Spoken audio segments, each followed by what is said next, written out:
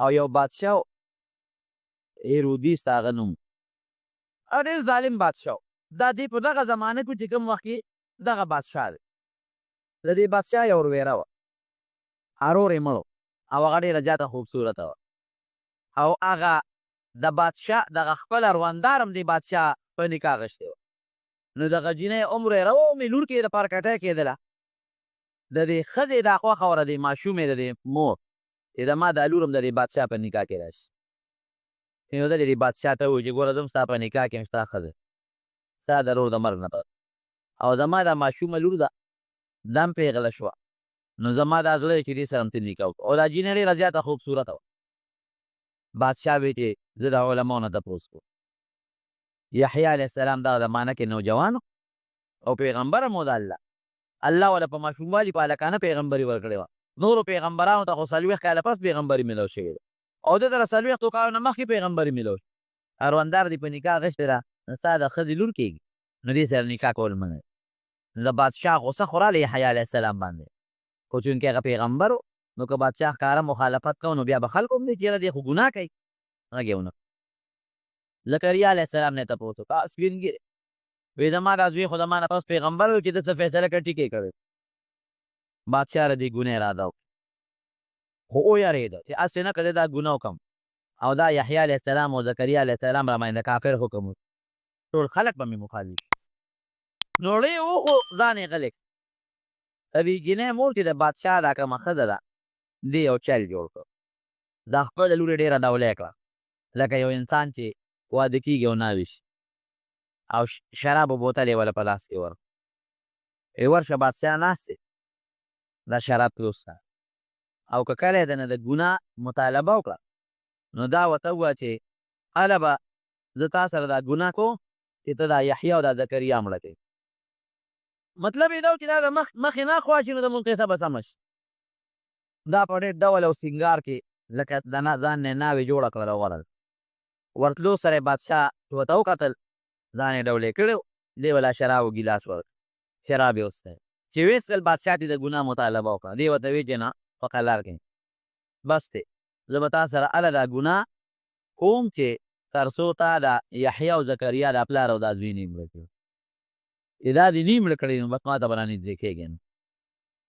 خو په نشه کې و د شرابو او شراب خو لا خبیث شی دی په سړي کې د ګناه دا دغه نور هم پیدا کړي نو فورا یې جلاد راوړ شا به منډه که فورا د یحیی سر هم دلته راوړم چې سر یې دلته حاضر او زکریا هم مړ کړي فورا شا به منډه جلاد لا دې بیت المقدس کې ناست دی حضرت یحیی علیه السلام چې پې ورننوت جلاد او خلک هم وه بادشاه حکم دغه یهودیان چې کوم دا د یهودیانو دا نږدې پادریان د هغوی خو له هغه کې دا یاره وه چې دا خلک به د یحیی علیه السلام ملګري شي خو چې زور راغی ټول وي او دا یحیی غلطه خبره کړې دا خو جیز دي او دې غلطه خبره کوي بس یحیی علیه السلام یې رونیو او چې څنګه یې رونیوه حلالاو یې هغې جلال هغه نور خلک خو پوه شو هغه عالمان هغې وی که دا د حلال کو دا خاوره وینې په دا ځمکه توی شوه هسې نه دا ځمکه تباه نه شي ځکه پیغمبر د بیت المقدس جومات یې رانیوله ولالو وی زه صبر وی داسې کار به کوو دې به په یو خانه کې حلاله وینه به یې مونږ دریاب کې غورځو وی ډېره ښه ده یحیی علیه السلام یې رونیو ماشوم خشته خوبصورت انسان دی وسیدا وحسورا ونبیا من الصالحین الله وی سرداری صفتونه پکې او پاک دامنو او پیغمبرو او ډېر زیات نیک و دا رب العالمین په قرآن کې ګوی ورکوي راوینې و په کاسه کې حلال دا یهودیان دومره ظالمان قسم په خدای حضرت ابو عبیده بن الجراح رضی الله عنه فرمایي د نبي علیه السلام نه حدیث نقل کوي یو ورځ د سار نه تر د غرمې پورې دې یهودیانو دې بني اسرائیلو 143 پیغمبران وجلي دي هغه به د هر قوم خپل پیغمبر وکړ یو کلي کې به پیغمبر و بل کلي کې پیغمبر و بل کلي کې پیغمبر بل کلي کې پیغمبر دومره ظالمان دا ډېر بدبخته ظالمان په هر زمانه کې دا یهودیان تېر شوي دي بني اسرائیل دا ګوره دې یهودو مړ یحیی علیه السلام ذبح یې کړ نو چې ذبح یې کړ نو هغه وینه یې خانک کې وړله او د دریا په خوا کې وغورځول هغې خودکار کور داسې خوټ کېدله لکه اور چې جوړ شي او سر یې یوړه نیغې بادشاه ته هیرودیس ته مخکې کېښود وی دا د یحیی علیه السلام سر پروردګار څه چلو او په زکریا علیه السلام پسې منډه کړه زکریا علیه السلام خو غریب سپین ږیری و خو تللی نه شو په لاره هلته یې مخکې ودي ورپسې یو اونه په لاره باندې ولاړه وه ډډه اونه هغه اونې ورته زکریا علیه السلام چې ورنږدې شو ای اونې د الله پیغمبر او دې ظالمانو زما بچی لال او ما پسې را روان دي ما له پناهي راکړه نو هغه اونه ورته په منځ وشلېده نیمه شوه دې پکې ورننوت او اونه واپس یو ځای د بادشاه دغه پولیس والا او دا خلک چې رالل لکه دلته خو زکریا هم دې پورې خو راغی چې څه شو یو خوا منډې وي بل خوا منډې وي بل خوا منډې وي څوک وایي داسې لاړ څوک وایي داسې لاړ تپوس کوي مونږ خو نه دي لیدلی شیطان د انسان په شکل کې ولره وی خو په دې ونه کې وی اونې ته سینګ ننوت اونه کې به سینګ وی دې راته نښه ښې وی څه نښې ښې نو دې چې په دې ونه کې ننوت نو د لمن یو پلو یې بار پاتې شوی وی دی د لمن پلو دا ګوره د اونې نه بار پاتې دا د اونې کرښه چې دا شلېدلې دی پکې منځ ته ورننوت غټ جادوګر دی وی اوس به ورسره څه کوو بادشاه وی پرېږدی به یې نه راوی باسه اونې نه صاحب سینګ راوباسو وی داسې وکړې دا سر د اونې نه کټ کې او د پاسه پې اره کېږدې بس په دې ونه کې یې اره کې او د مالې کې اره یې په سر کېښوده چې اونې اره کوله د دې سر نه هغه دغه راورتېدو هغه د ارې هغه غاښې نو پروردګار ته یې اواز وکړو یا الله زما حفاظت وکړي نو ګوره په پیغمبرانو باندې ازمایښونه ګوره ډېر زیات دي اشد الناس بلاء الانبیاء ثم الامثل فالامثل نبی علیہ السلام فرمایي وی زیات آزمایش او زیات تکالیف په دنیا کې به پیغمبرانو بیا چې دوی پسې څومره نږدې او څومره نږدې په هغې به دا تکلیفونه به راځي یا الله ما بچ کا رب العالمین ورته د هغه ځای نه اعلان وکړه وی تا وختي ما ته ولې اواز نه کوه تا د اونې نه پنۍ وغوښته ته خو پیغمبر وې پکار دا وه چې وختي دې ما ته ویلې وې چې یا الله ما بچ کا ما به درله انتظام کړو د اونې نه دې پنۍ وغوښته ته پېښونه دې پېښ کش به هم نه کې کش د سر نه تر خپې پورې دې اره کړو په هغه ونې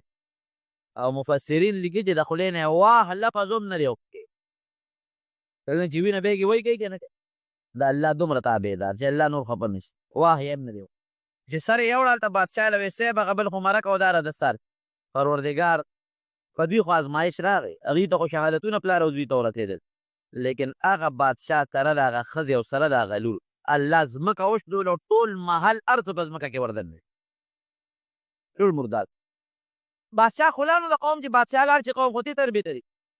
نو د بل ځای نه یو مسلمان بادشاه و هغه ته پته ولګېده چې یحیی علیه السلام سره خو یې دا لوبه وکړه زکریا علیه السلام ته هغه راغی د بیت المقدس په دې خلکو حمله وکړه چې حمله پرې وکړه حمله نو په یو ورځې پکې 80,000 یهودیان مردار کړل 80,000 او چې 80,000 یهودیان یې مردار کړل نو علما لیکي چې د یحیی علیه السلام د سر هغه وینه چې د وجود نه کمه توی شوې وه هغې هغه جوش دی په قلاره هغه سر یې بیا راواخېست هغه بادشاه و په یو غار کې دفن نو د نبي علیه السلام د زمانې نه پس ولید ابن عبدالملک ابن مروان د عبدالملک ابن مروان زوی ولید هغه راغی د دمشق جامع مسجد د دمشق مشهور جامع مسجد دی غټ لوی نو خلکو ته یې مطالبه وکړه چې صاحب دا جومات راته لوی کړه دوی ډېره ښه ده جومات یې لوی نو پکې یو غار راووت نو د غار په خوله غټې غټې تیږې پرتې تیږې چې لرې کړې نو پکې یو صندوق پروت و نو دوی هغه صندوق راوړه ډېر مزېدار خشنه صندوق او دغه د بادشاه ولید ته یې مخامخ کېښودی صاحب جومات هم تولاوه او دا غار پکې راووته چې غار راووت د هغې په خولې تیږې هم لرې کړه صندوق پکې پروت خزانه و پکې پرته یا پیسې به پرتې وي خو موږ ستا د اجازت نه بغیر نه کولاوه دا د یحیی علیه السلام د وفات نه تقریبا 700 کاله وروسته خبره هغه یې راوړی چابي هغه هم غمي به یې پکې یا به پکې مالې سره به یې سپین به یې چابیان یې خو یې نه جرنده یې ماته کړه چې سر یې کولاو کړه نو په هغې کې د انسان سر پروت و خشته تازه ښکلې سر لکه وینه چې په دې ننګو کې ځلېږي او صفا تور ویښته د سر او د ګیرې لکه ته به وایې څوک نن مړ دی یا جمدې دی بس خشته ویښته دومره خوبصورته سر او داسې شکل د چا دی دا خو ډېر خوبصورته مزېدار او خشته تازه ویښته دي پې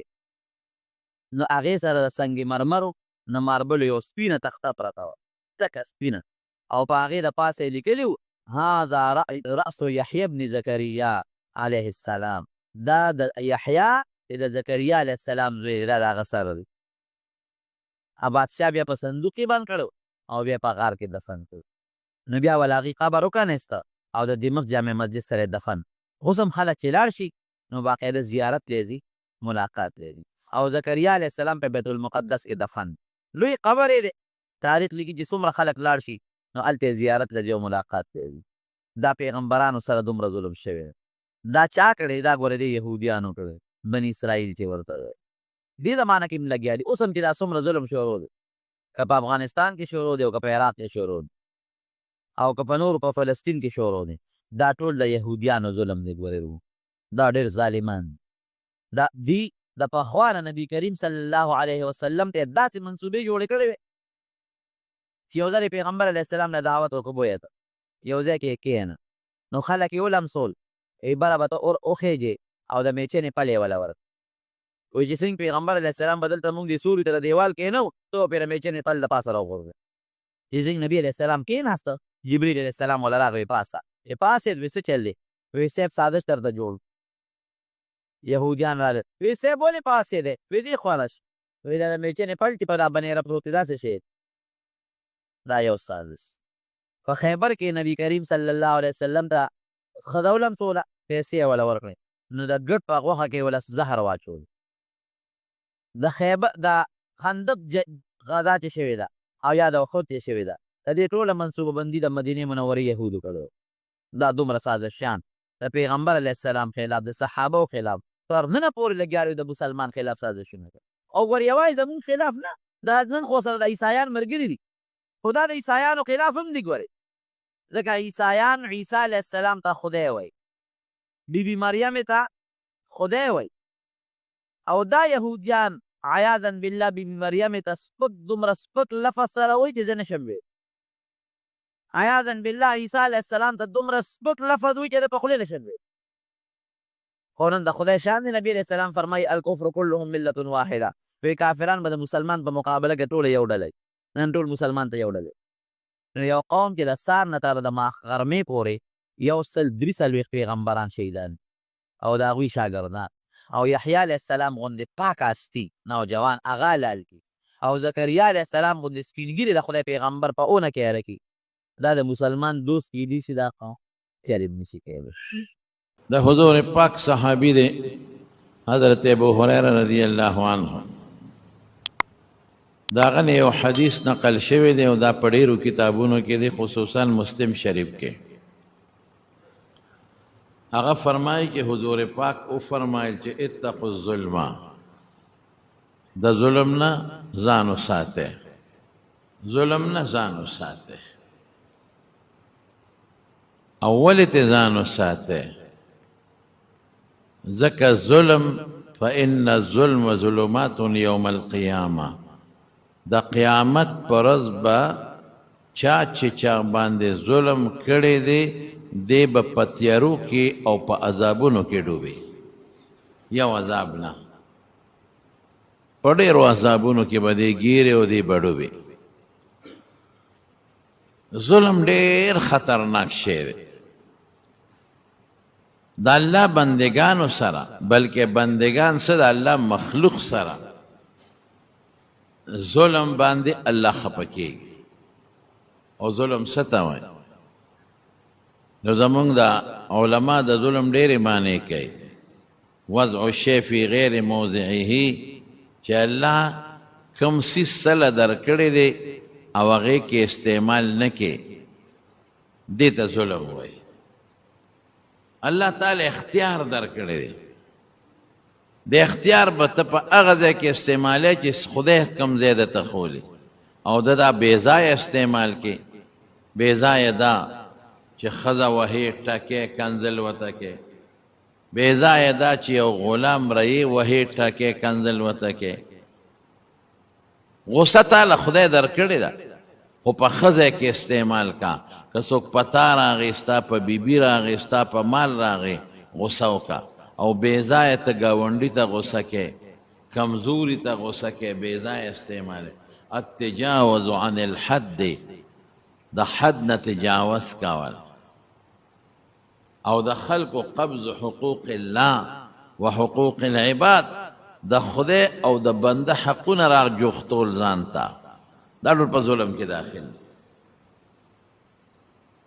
او بیا چې په چا دې ظلم وکړه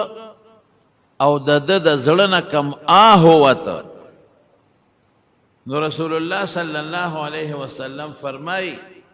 چې دا د خدای دربار ته ډېر زر رسیږي اتق دعوة المظلوم حضرت معاذ رضی الله عنه یې لېږلی د زکات دپاره چې ته د خلکو نه زکات راغونډ کا ورته وایي ګورې اتق دعوة المظلوم په چا ظلم ونه کړې ابرته خیرې کوي د هغه د خیرونه ځان وساته فإنه ليس بينها وبين الله حجاب دا خیره خدای ته زر رسیږي د خدای او د دې خیرې په منځ کې پرده نشته ظلم ډېر خطرناک شی دی ظالم له خدای په دنیا کې هم سزا ورکوي او په آخرت کې هم حضرت بلال رضی الله عنه باندې به یو سړي ظلم کو په مکه شریفه کې چې هغه ته امیه وایي امیه ابن خلف او تاسو ته پته وه چې څونه ظلمونه یې پې کول په مکه کې به یې راوست په ګرمو شګو به یې سملاو په سینه به یې وله ګرمې تیږې ښودې ماشومان به یې ورپسې کړل په دې مکې په دې کوڅو کې ځغلوی او په چوکو یې وهی او چې زخمی به شو هغه زخمونه باندې به یې وله شګې دوړولې او د مکې ډېر ګرم نور دی او کاڼي ډېر ګرم دي په هغه ګرم نور به یې په شګو سمله او په سینه به یې وله کاڼي اچول څه چل کړی و بلال ده ته یې کنزل کړي و نه د د حق یې والي و نه د د خدمت یې نه کو ښې وله کو صرف هغه وی چې زه مسلمان یم زه یو خدای منم او حضور پاک د خدای مقدس پیغمبر او بنده منم دا یې وینا وه 15 کاله ورته خدای وکتل ان الله لیملی الی الظالم حضور پاک فرمایی وی ظالم له خدای مهلت ورکوي دی وایي ګنې زه دا څه کوم په دې ما خدای نه نیسي دی وایي که زه دا څه کوم نو ما نه خدای تپوس نشي کولی زما دا کار بد نه دی ګنې خدای به زه رانیولی هم او الله مهلت ورکوي لیملی الی الظالم حتی اذا اخذه چې کله خدای رونیسي بیا نه پرېږدي او امیه د مکې سعدم تجارت کو امیهم تجارت کو د دواړو یو بل سره تجارتي تعلقاتو د اسلام نه مخکې او دا سعد چې به کله مکې ته راغی یا د مکې په خوا کې به تېرېده د امیه سره به دیره دوست دی او تجارتي تعلق یې ورسره او دا امیه چې به کله مدینې ته یا د مدینې په خوا کې به تېرېده د سعد سره به ناستو د هغه میلمه به هغه سره به شپې کولې چې کله حضور پاک هجرت وکړو او مدینه منورې ته لاړ نو دا سعد د عمرې په اراده راغی دې وخت کې حضرت سعد رضی الله عنه مسلمان دی حضور پاک له امن ورکړی دی نو دې راغی مکې مکرمې ته د طواف د بیت الله دپاره او د عمرې دپاره نو حسب معمول د دې خپل دوست د امیه کره میلمه شو اوس دین جدا دی اوس حضرت سعد ابن معاذ رضی الله عنه مسلمان دی او امیه کافر دی خو زاړه تعلقات یو بل سره وراغې ده کره دیره شو نو امیه ته وایي انظر لی ساعت خلوتن هلکه ما له داسې وخت وګوره چې څوک پکې نی لعلی ان اطوف بالبیت چې د بیت الله طواف وکړم ولې ځکه چې اوس خو موږ مسلمانانو له امن ورکړو ستاسو دا خلک به ما ته غوسئ نو داسې ټیم وګوره چې څوک پکې نی چې هغه ټیم زه د بیت الله طواف وکړم نو عموما د مکې خلک د غرمې به اوده کېدل ګرمي مې او خلک په کور کې دن نه نو ده ورته وایي چې د غرمې خلک اوده کېږي نو زه به وبدېدم طواف به وکې نو چې روان یې که نو ابوجهل په مخه ورغی چا نه چې یارېدل هغه حرامي په مخه ورغی چې ورغی امیه نه یې تپوس وکړه دا څوک دی پېژندې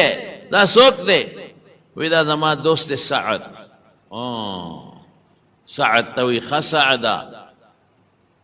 تا زمونږ دشمن له محمد صلی الله علیه وسلم زمونږ دشمن له امن ورکړی دی او تاسو به ورسره مدد هم کوئ زمونږ په مقابله کې ها مرسته به هم کوئ او ته بل ته بېغمه زمونږ په کلي کې چکرې لګې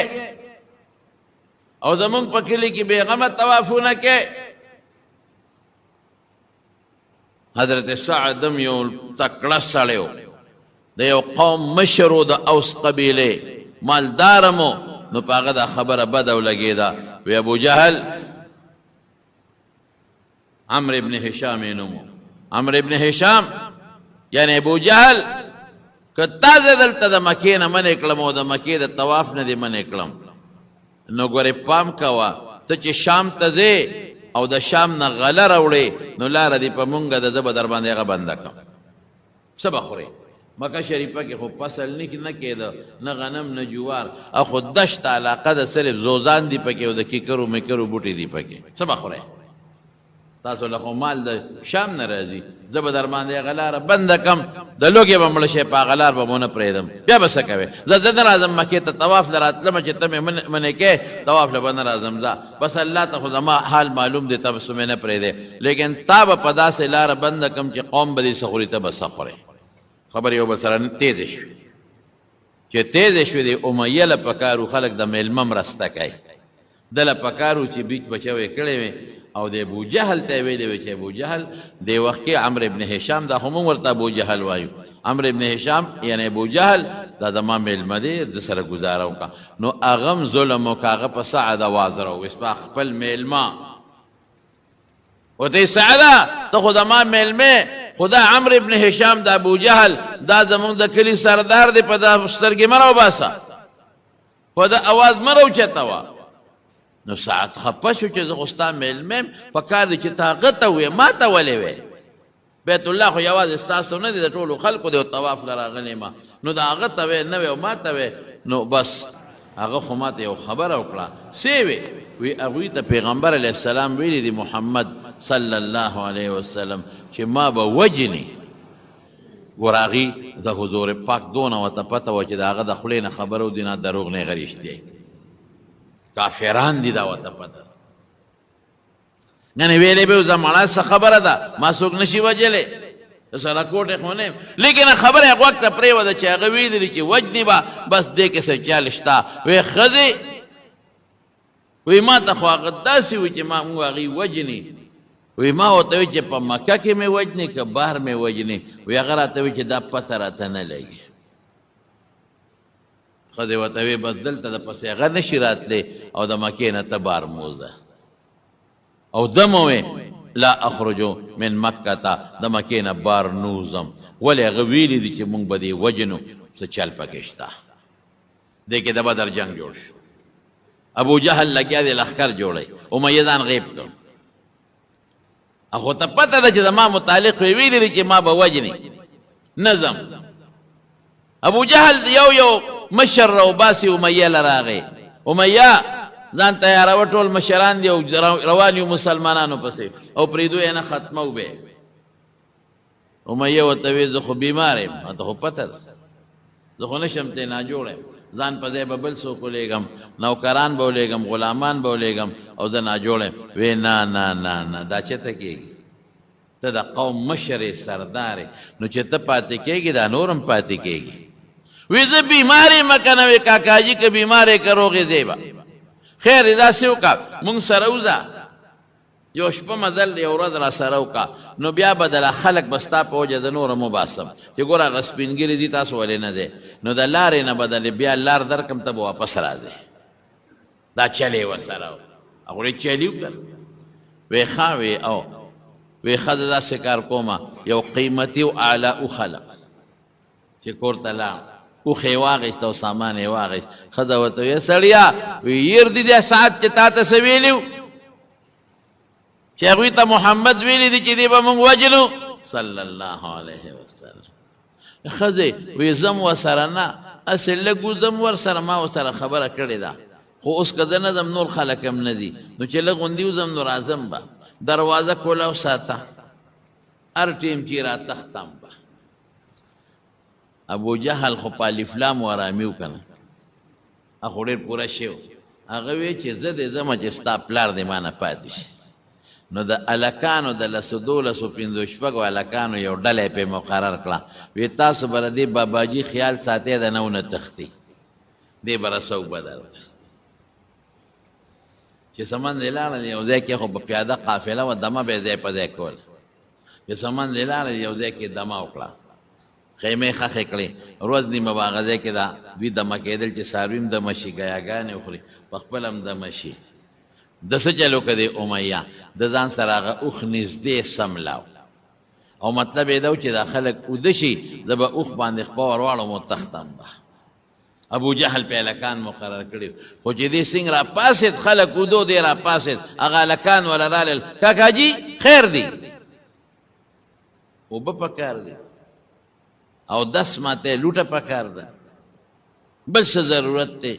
خدای دا څه په غم واوړېده وی دی سرکوزو اوده شه تاسو زله ما پسې ګرځئ نه مونږ خو ته مشر یې زمونږ باباجي زمونږ کاکاجي ستا خدمت ته ولاړ یو که ستا څه پکاري اډر کوه خیر څه ضرورت یې اوبه دې پکاري بل څه پکاري مونږ ته وایه تاسو بیا ما پسې رانښتې یې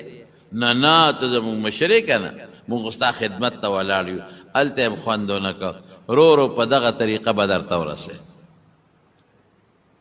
چې به درته ورسېد جنګ شروع شو هغه حضرت بلال چې دی ظالم پې ظلمونه کول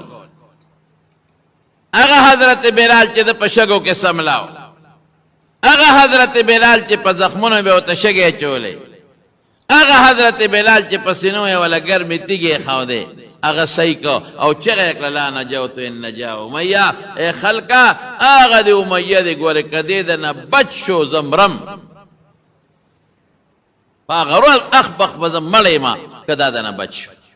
خلکو وی کم دی وی هغه په اوښ باندې سور دی نو د امیه سره زوی مو او صیبه چې څنګه د صحابه ولیده نو صحابه ورپسې شو چې ورپسې شو نو د عبدالرحمن ابن عوف سره د تعلق رضی الله عنه وی عبدالرحمنه ما پیغمبر علیه السلام له بوزا وی راځه راپسې ما پسې راځه خو صحابه خو ورپسې هغه پښتانه وایي چې د سړي په سر راشي که نه بوډۍ به وی خپل زوی ته بوډۍ به زوی ته وی وی بچې زما دا ژوند د خدای تاله درکړي خو تا دې خدای جوړ کړي ما دې خدای مړه کړي خو تا دې خدای جوړ کړي زوی یې ناجوړه دې کې ملک الموت راغی ملک الموت راغی چې راغی بوډۍ ته یې وی سپین غاړه ټیم دی پوره دی بوډۍ ورته وی روغ او رنځور پېژنې او که نه ناجوړه مې زوی دی او ته رالې ما پسې روغ او رنځور پېژنې نو دا هسې یو خلک یو بل ته وایي زما ژوند دی خدای تعالی در بچې تا دې خدای جوړ کړي ما دې مړه کړي خو ته دې مرګ نه دی لیدې بوډۍ چې مرګ پې راشي که نه نو بیا پکې دا قصه پیسه نشته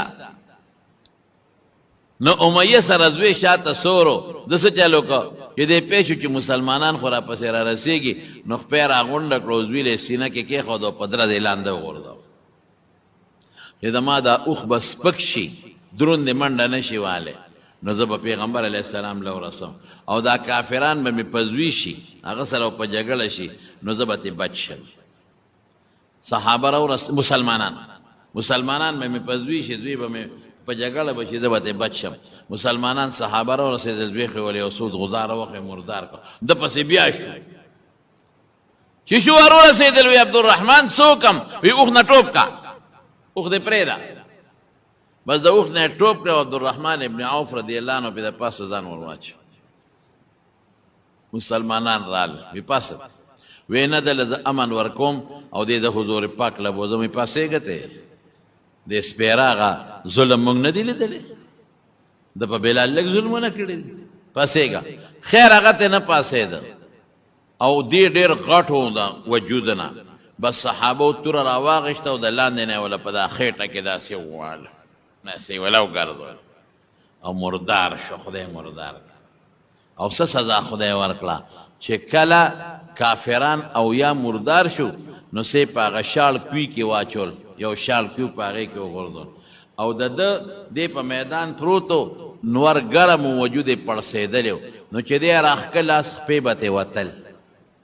نو حضور پاک صحابه ته فرمایل وی چې دا کم ځای پروت دی شګې پې د پاسه ور واچوم دغسې دا خدای والی پرېږده ظلم یې نصیب شو نه دنیا کې هم خدای رسوا کړ نه هغه خاني په کار شوه نه نوابي په کار شوه نه نوکران په کار شو نه ځمکه او جایداد په کار شو هغه د حضرت بلال مظلوم بدل ته خدای په دنیا کې واخیست واتعب اصحاب القلیب لعنة الى یوم القیامه او رسول الله صلی الله علیه وسلم فرمای اتعب لعنة دی پسې تر قیامته پورې د خدای غضب او د خدای قهر ورپسې شو تر قیامته پورې ابو جهل څه شو څومره ظلمونه یې د حضور پاک سره کړی دی دومره ظلم چې د هغې اندازه نشته حضور پاک د بیت الله په خوا کې منځ کوي منځ او دا ابو جهل وی څوک به قصاب خانې ته لاړ شي چې د هغه ځای نه څخه ګندګي راوړي په دې شی والا ورغورځوي عقبه ابن ابي معيط پاسېد او د اوښې هغه پیروان د وینو ډک سلاوت او یربی کې هغه یې راوړو د حضور پاک په ملا د پاسه یې ور واچو او نبي علیه السلام لګیا دی خپل منځ کوي او دوی څونه ظلم وکړو په یو بل ور پرېوتل او خندل به په یو بل دا مړی وخندل قهقهې یو والې په قلس قلس په خندا د حضور پاک پورې خندل چې دا دې په شام وله ګندګي ور واچوله او داسې ذلیله کړل داسې ذلیله چې بیا د قبر ځای نو بیا د کفن ځای نو په هغه کوي کې ملګري ته وتښتېدل ظالم خدای رانیسي بیا اخرت خو یې دې تبا قبر خو یې دې تبا خو په دنیا کې هم خدای رانیسي نشان عبرت ته جوړوي نشان عبرت او زما وروڼو موږ څومره ظلم کوو خفه کېږې مه موږ ګاونډي په ګاونډي ظلم د ځمکې ګاونډي په بل ځمکې ګاونډي ظلم پوله ولوي دا ظلم نه دی د اوبخور اوبه تې نیسي دا ظلم نه دی بوساړه تغلا کوي شوتل تغلا کوي دا ظلم نه دی د وږو پټل ورشي د ګیا په بانه وږي ماته یو ګیا کې منډي ظلم نه دی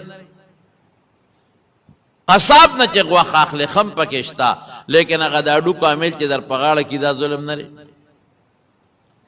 دا سودا چې در باندې ټماټر خرڅئ او دا ګنده او دا ټول پکې ورواچئ او ته به ماله ښه راکوي ښه در کوم او ټول داغي پکې ګیر کې ظلم نه دی دا زیاتې نه دی دا مساله کې چې دا ګندګي رای ورچې یو پته په پیسو خرڅئ دا ظلم نه دی دا چې ته سوچه اخلې او دې چلکې رنګ کوي او پکې ګړئ ظلم نه دی دا مزدور چې ته ګوډ لبوځې ټول داسې دی ګورئ مزدور چې ګوډ لبوځې او ځان خلاصئ د ګوډ نه او توپړ اوچتئ او ولاړئ په بل ځای ږدي دا ګوډ دی دا ګوډ نه دی که ګیا د یو ځای نه توپړ اوچته کړي نو په بل ځای لاوړی کېږي دا ګوډ نه شو که نه دا ظلم نه دی دا زیاتې نه دی او دا ته چې د مزدور پیسې نیسې دا ظلم نه دی رسول الله مبارک فرمایي مزدور چې مزدوري وکړه چې خولۍ او چچې ویني مخکې وله پیسې ورکړه او ته دې پیسې نیسې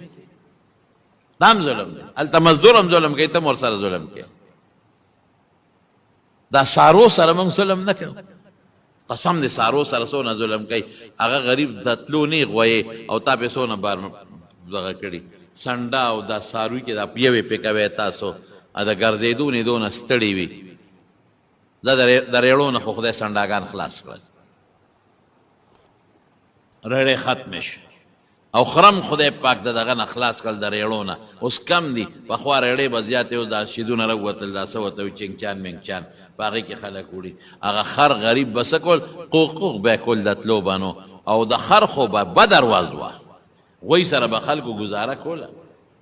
سنډا سره به خلکو ګزاره کوله د خر خو به دونه بد ارواز وه چې اکثر به یې د اولي د وینو ډکو او وینې به ترې راوتې او دوی به ډبول او وهل به او چې کار به یې پې وکړه د ګرځېدو بنو نو بیا به یې ورسره څه چل وکړه بیا به یې پرېښوده چې زه په پردو پټو کې سرېږم په ډېرانونو سرېږم دا د خدای مخلوق نه دی دا ظلم نه دی دا افسر چې د خپل ماتحت سره کم زیاتې کوي دا ظلم نه دی دا ماتحت چې د افسر خبره نه مني دا ظلم نه دی حضور پاک فرمایي واوره حدیث دی د بخاري شریف وی په دوزخ کې مې یو ښځه ولیده چې پیشو پې چکونه لګول په دوزخ کې وه او پیشو پې چکونه لګول دوزخ کې بعضې څیزونه به سوځېږي بعضې نه پیشو پکې ده هغه د چکونه پې لګئ او دا کومه ښځه وه دا په بني اسرائیلو کې یو ښځه وه پیشو یې تړلې وه نه یې پرېښوده چې ځان له څه مږې مږې راونیسي او ځان موړ کړي او نه یې په خپله خوراک ورکو ماتت جوعا هغه پیشو د لوږې نه مړه شوه الله پاک د هغې پیشو د ظلم نه هغه مالک یې رانیولې دوزخ کې اچولې د هغه پیشو یې پې مسلط کړی چکونه پې لګېږي حضور پاک نه صحابو تپوس وکړو ولې په سارو کې هم دا شی شته وی چې کوم د لوند زړه شی وي د لمدې اینې شی وي او جمدې وي چې ظلم به کې خدای پاک پر نه تپوس کوي بلکې دا لا څه کوي چې کم ساروي دي دا ښکراور په دې بېښکرو ورځې وهي ساروي ښه د قیامت پر ورځ به د بېښکرو بدل خدای د دې ښکراورو نه ظلم د ساروي خدای نه معاف کوي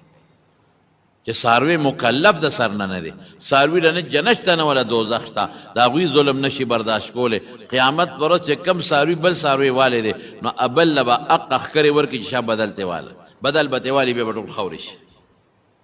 د ساروی ظلم خدای نه برداشت کوي د مسلمان به خدای څنګه برداشت کوي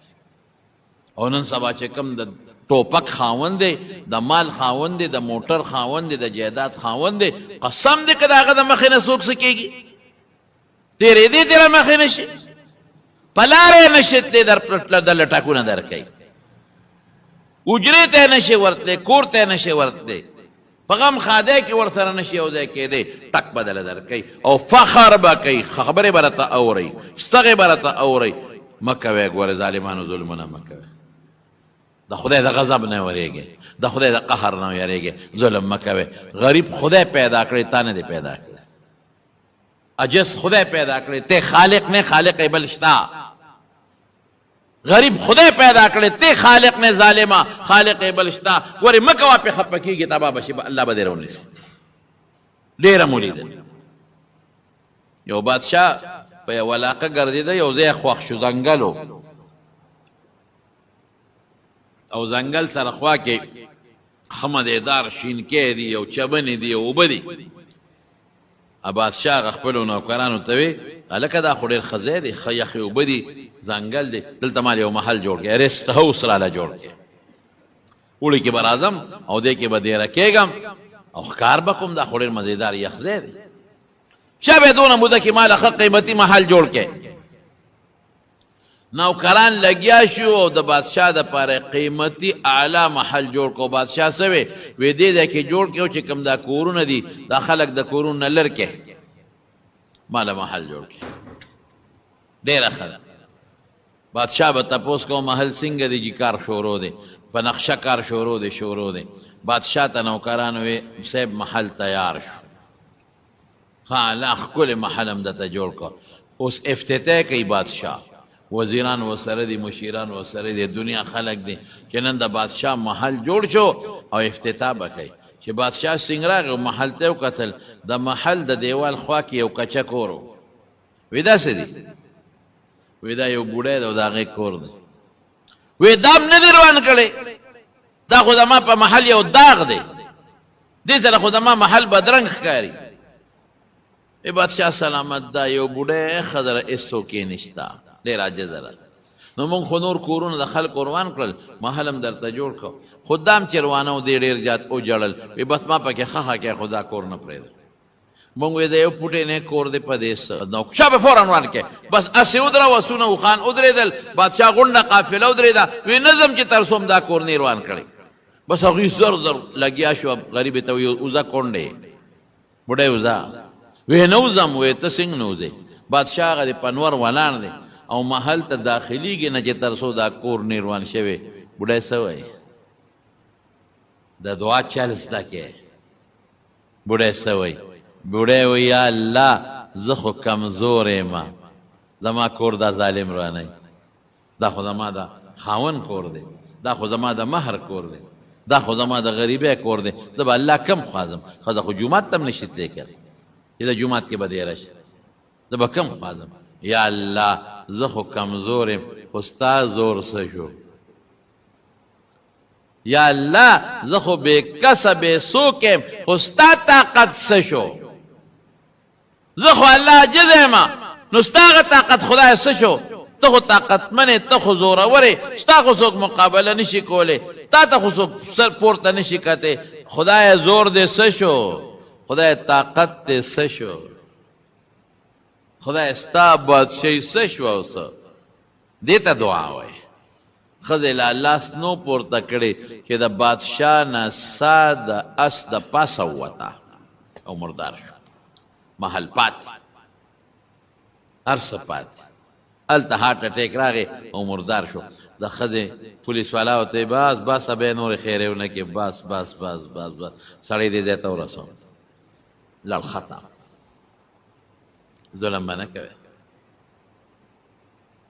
رسول الله صلی الله علیه وسلم یو حدیث دی اوره وی چې چا باندې څوک ظلم وکړي که نه او دس بدل واغېسته چا وله سپېړه ورکړه او دم سپېړه ورکړه بس د انتقام واغېسته او چې دله چا سپېړه ورکړه او ده ور نه کړه آهې وکړه الله وی اوس یې ما ته پرېږده د ده نه به زه سپېړه وباسم نو ستا به څه سپېړئ ته خدای ته پرېږده چې خدای ته سپېړه وباسي چې پته ورته ولري یو طالب په لاره باندې روان دی طالب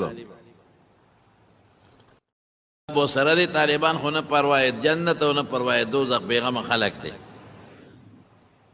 یو جنټلمینو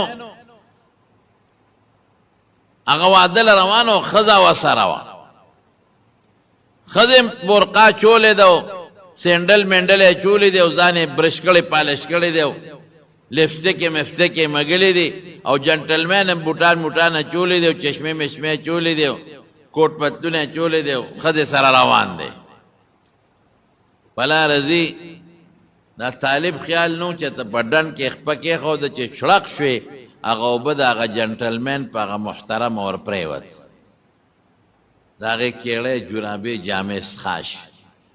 جنټلمین ویی ته خدای دې بیخ وباسه زما ښځه دې ولړله مونږ واده له روان جامې دې وله ولړلې پیزار دې وله ولړو خو چې شړق شو هغه طالب یې په دا مخ یو مضبوط غزار و خوار شي ګډېږي په لاره نظر دې نه لګي هغې سره یې څه چلو زمونږ دا سړي هم ګورې د ښځې مخ کې چې که نه ډېر بهادر یي که نه دا برېت یې داسې جغی جغا د برېت یې داسې نیغ نیولي خو چې ښځه ورته داسې وګوري وي ها نو برېت بیا لاندې شي برېت بیا نوم ته ورسي نوم ته هر څه چې دی خو ښځو سره ټینګې نه دي بیا امین نه تپوس وکړې کندې به راتاله ووایي په مونږ دلته بهادر یې امینه داسې او داسې او داسې او کور کې الما لیدلې دلته کې داسې سر یې ښکته کړي او داسې دوک ولاړ جنټلمین خو ښځې ته ځان ښه چې شلق شو په دا مخ یې وه او ما څه غلطي کړې ده ما ته څه پته وه خو په لار رټ ونې برابروم ښځې ته وایي ځه چې ځو دا جامې به بدلې کړو د دې سپېره د لاسه جامې څښا شو او پیزار به بدل کړو بیا به راوځو ښځه یې کور ته مون ښځه لګیا شو جامې بدلئ او دا سړی کوټې ته څه کار له وخته خو چې څنګ بره وخته خپې وښوېده دا په وړی باندې په غرض لاندې راغې دا سټ یې ولګېد او مردار شو مړ شو پوه شو وی دا هغه سړي خیرې وکړې او د ځان ورسره یره شوه او زر خلکو ته وی خلک رالل سخاون مې مړ شو په منډه وی دې پرېږدی دا خواص مړ شو ورشئ په لاره یو طالب سپېړه والی دی هغه خیرې کړې دي موږ تباه نه شو بچي مې تباه نه شي لا ولاړ شئ د هغه نه معافي وغواړه بیا به ګورو نو الوا ته طالب جانه دلته راشه کښېنه یو پلیټ یې د الوا ورکړ دا وخوره او یو جام پی ورکړل دا بچی چې د دکان کولو کوم دا ورکوم دا خوره اوس هغه لګیا دی الوا نه نوړی اوچتی او د پیو نه ګوټ کوي او خاندي د دې الوی ورته خیال شو هلکه دا خاندې ولې ما حلوا درکړو پې ته ما پورې خاندې وی نه تا پورې نه خاندمه وی ولې خاندې وی چې د خدای د خدایه ته خاندم وی د خدای خدایه کې څه دي نو یو خوا سپېړې راکوي او بل خوا حلواګانې راکوي هلته سړي پړه کې ور واچوله نو خو مضبوطه سپېړه یې راکړه او دلته ښه مدیدار پی دي او ګوټ ته کومه ګرم او ګرمه حلوا ده دې کې هغه دا سړي هغه نوکران راتلل هغه کور والا دی ولیدې لکه طالبیانه هغه سړي ته ووالې په سپېړه وی یو خیره دې ورته وکړه نور بچي غرق نه شي ښځه غرق نه شي خو مړ شو او ورته څه وایي طالب جان وی ما ورته خیره نه ده کړې خو هغه ما له سپېړه راکړه الله په ما خفه شو هغه له سپېړه ورکړه هغه ما له سپېړه راکړه الله په ما خفه شو هغه له سپېړه ورکړه الله داسې سپېړه ورکړه چې مرګ ته یې ورسوله پته نه لګي چې نور به ورسره څه کوي او هغه ما له سپېړه راکړه نو زه یې لواله راورسولم او پیوله یې راورسولم حضرت امام ابو حنیفه رحمت الله علیه ډېر صابر انسان امام ابو حنیفه یو سړی وله راغی وی مور دې کونډه ده وی یو ګستاخ و ګستاخ نن سبا هم ډېر خلک دي مولیانو سره ګستاخی کوي ته به دا مولیان د دې خلکو په دې کوټو کې اوسېږي بعضې به جومات ته راشي به ملا به سترګې راوباسي استاد جي دا پوړ بار پروت دی ولې دا استاد جي ستا نوکر دی د خدای ظالمه ته خو ورپسې مونځ کې د خدای ظالمه دوه ټکي درته ښایي نو ته په هغه حکمونه کې پوړ به ته را دننه کې استاد جي به نه را دننه کې استاد جي څه ټیم دی او دا کور به ښځې سره جنګ کړي هغې غریبې ته غږ نه شي کولی نو راشي زور به د استاد جي نه وباسي استاد جي مونځ خو نن ډېر اوږد کوې مونږ خو دې پکې قتل کړو دا اوس څه خبره ده چې مونځ اوږد شي شکر وباسه چې داسې استاد دله خدای درکړی دا ګورې هر سړی نه بعضې بدبخته راځي نو په استاد جي په غریبانانو سترګې راوباسي او ځان ښیي چې ګنې زه یو شی مه کوئ ګورې په طالب مولا الله خفه کېږي دی لګیا یې د خدای د دین خدمت کوي دی مسافر دی ستا په جومات کې دیره دی او سړو روټو ته پروت دی او د خدای قرآن زده کوي او د پیغمبر حدیث زده کوي د لاسونه ښکل که د سره مینه وکړه د ته راته غاړه وځه او د کور نه ښه روټۍ راوړه ورته کښېنه نیت دا وکړه چې دی زما د پیغمبر حدیث زده کوي زما د پیغمبر دین زده کوي د قدر کوه تا ته چې په مصلی د پیغمبر ولاړ دی نو تا کې دا سوچ نشته چې د دې مصلی قدر هم پکار دی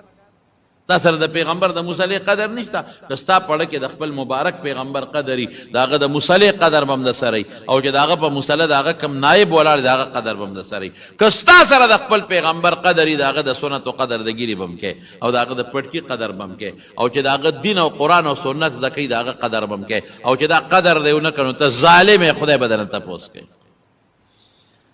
چا چې د ګیرې بې قدري کړې ده او چا چې د پټکي بې قدري کړې ده او چا چې د ملا بې قدري کړې ده او د دین بې قدري کړې نو خدای وله څه موده ورکړي مهلت وله ورکړي پرېږده چې دی ښه ګرم شي پرېږده چې دا ګناه ښه ډېره وکړي ناګانې راونیسي چې بیا راونیسي بعضې به وایي نو زه به حق نه وایم نو حق ته ملا ته وایي حق څه ته وایي د چاړه خفه کول دا حق دی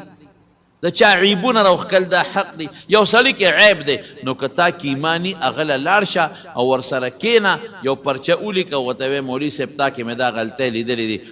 پټ خلکو ته یې مه شرموه دا رضان نه وباسه بس خبره خلاصه شو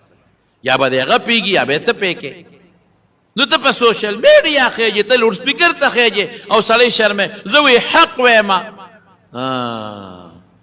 دا حق وایه که نه چې د ما پلار د ما مور سره میلو شوی او زه یې راوړی دا خو هم حق ده دا مه وایه که نه دا ووایه که نه چې د ما خور سره د ما اوښې میلو شوی دی د واده په شپه د شپه کوټه کې دا چلو دا چلو بچي راوړلی دي دا هم حق دی دا ووایه که نه هر حق به نه وی چې کوم حق کې د چا بېعزتي هغه حق به نه وی چې کوم حق یو انسان ته تکلیف رسیږي هغه به نه وی چې کوم حق کې د انسان باندې ظلم وي دا به نه وی راشه مخامخ کښېنه ورسره د رور دی وي د تربور دی وي د ګاونډي دی وي ملا کې حق را ګوتې راوباسې ظلم کې ظالمه ملا درته بېوسه ښکاري ملا راته بېڅوکه ښکاري ملا له 2000 روپۍ د تنخوا ورکوې د جومات ملا له ډوډۍ ورکوې های د خدای نه یېرېږې ته خدای نه منې ته دا سوچ نه کوې چې الله شته او زما نه به الله تپوس کوي او مزدور سره ظلم ولې کوې او همسایه سره ولې ظلم کوې همسایه دې په کور کې ډېره دی او ولې ورسره ظلم او زیاتې کوې ټوله شپه ورځې په ښه د خدمت کې او ټوله ورځ په ده خدمت کې سړی ډوډۍ موله نه ورکوې ولې ظلم کوې ولې زیاتې کوې دا زیاتې نه دی دا ظلم نه دی او ته تا واده وکړه او ته ترې لاړې سعودي ته ډیوټۍ له او څلورو پنځه کاله ته اعتبار او لس دس کاله داسې خلک دي چې ښځه یې دلته ده او لس دس کاله د کور نه بار دی دا ظلم نه دی ښځه ورته مینتونه کوي چې زه دې چاته کېنولې ما یا ښځې بس درځمه یا ښځې بس درځمه قسم په خدای دې مخکې ورځو کې راته ټېلیفون وکړی او پلار او ژړلې وایي زوی مې بار دی او ما ته ور نه راځي 10-12 کاله وشو چې بار دی په ټېلیفون را سره خبرې نه کوي مولوي صاحب ړه مې ورپسې چوي دي زوی پسې څه وکړمه دې بوډا چې ته ماشوم لوی کړه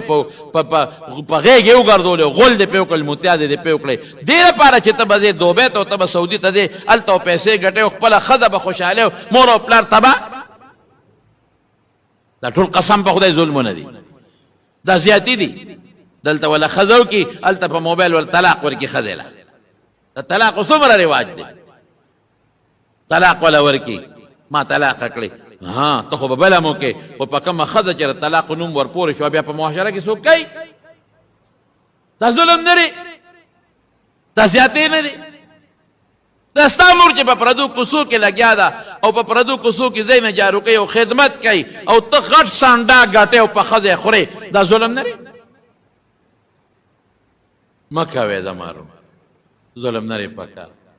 او داسې خلک هم شته چې بچي بار لېږلي دي او پیسې ګټي نه وله د واده غم کوي نه وله د کویدن غم کوي دا په بچو ظلم دی څوک انګور سره ظلم څوک بچي سره ظلم څوک مور سره ظلم څوک ښځې سره ظلم او ښځه خو ډېره مظلومه ده خو موږ تباه کړه ټوله ورځ دله لګي جامې دلې دي پلار جامې دلې زیره له جارو کوي کټونه سنډي د میلمه خدمت ته کوي او په معمولي خبره یې دربې او پلار کرے نه پرېږدي او چې لږه خبرې ما طلاق کړې ما طلاق کړې ما طلاق کړې دا طلاقیان به ډېر بدي شي د اوسه طلاقي نوم دې په ځان کېښود مړه پښتون ته ګوره په ځان د طلاق نوم کېښودو ته ګوره مه کوئ ظلمونه الله به درنه تپوس کوي نو امام ابو حنیفه رحمت الله علیه هغه سړی راغی ورته مور دې کونډه ده وی را په نکاح بیا نه کې سترګې نه شرمېدې سترګې واضح وې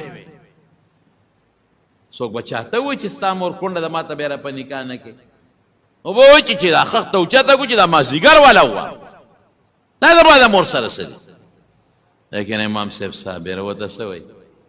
وایي بچې تپوس به ته وکړم نو دا خو زما اختیار نه دی که د مور مې نکاح تړل کېږي او تا سره واده کې ډېره ښه تپوس به ته هغه ګستاخ ورته وایي ورشه که نه زر تې تپوس وکړه خو چې امام ابو حنیفه په درشل باندې خپه ور اوچته کړه ور دننه شو هغه سړی په ځمکه را پرېوته او ساتې ورته مړ شو د زیاتي بدل الله پاک په دنیا کې او په آخرت په دواړو کې اخلي که چا د مال ظلم وکړه د مال هم به یې دنه خدای په دنیا کې بدللی رسول الله صلی الله علیه وسلم یو ځل وفرمایل وی مفلس پیژنې غریب او فقیر وی څه ته وایي وی چې پیسې ورسره ني وی نه مړه دا خو مفلس نه دی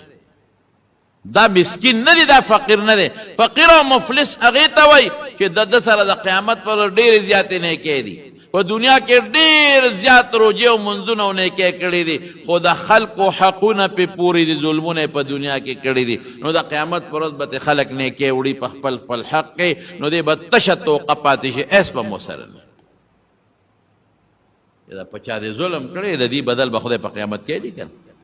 ستا نیکۍ به هغوی له خدای ورکوي او که ستا نیکۍ خلاصه شوې د هغه ګناه به خدای رالیو په تا به یې بار کوي تا د مرګ مری راوړي دي ته قبر نه پیژنې ته آخرت نه پیژنې ته خدای نه پیژنې ته د خدای رسول نه پیژنې د خدای د رسول احکامات نه پیژنې فارشي کې ظلم پې خرڅی د پیو والا دغه ظلم دی چې پکې اوبه ور واچي دغه ظلم دی سوچه پې کم دی ما د یو سړي خبره کولې په پلان کوچ کې 2 کسه ناست یو ویا یو بل ته وایي چې یاره رونو ظلم به نه کړه بس په خپل حق صبر وکړې د بل حق ته بړې مه وهې او که څوک د سره زیاتې وکړي الله ته سپاره دا ور خو مسلمان دی بخا او که نه بخې بس خدای ته سپاره ستا به څه سپېړي الله پېښه او سپېړی پېښه دا ظالمان د نیکانو دپاره ظلم کوي او کم شی ورکوي ځان لم نه که نه بل له ظلم کوي او زیاتې کوي ولې دا څه کوي د خدای نه خلاصولی شي د قیامت پر ورځ د خدای د عذاب نه دې خلاصولی شي نه نو نبی کریم صلی الله علیه وسلم فرمایي حضرت ابو هریره په مخ کې صحابو ته اتقوا الظلم ظلم نه ځان وساتئ فإن الظلم ظلمات ظلم چې دی دا هلاکتونه دي تبایانې دي او تیارې دي د قیامت پر ورځ باندې او د مظلوم خدای ته ډېر زر رسیږي دومره بل څیز نه رسیږي څومره چې د مظلوم رسیږي لیس للظالمین من نصیر الله وی د ظالم په دنیا کې مو په آخرت کې اس قسمه مددگار بني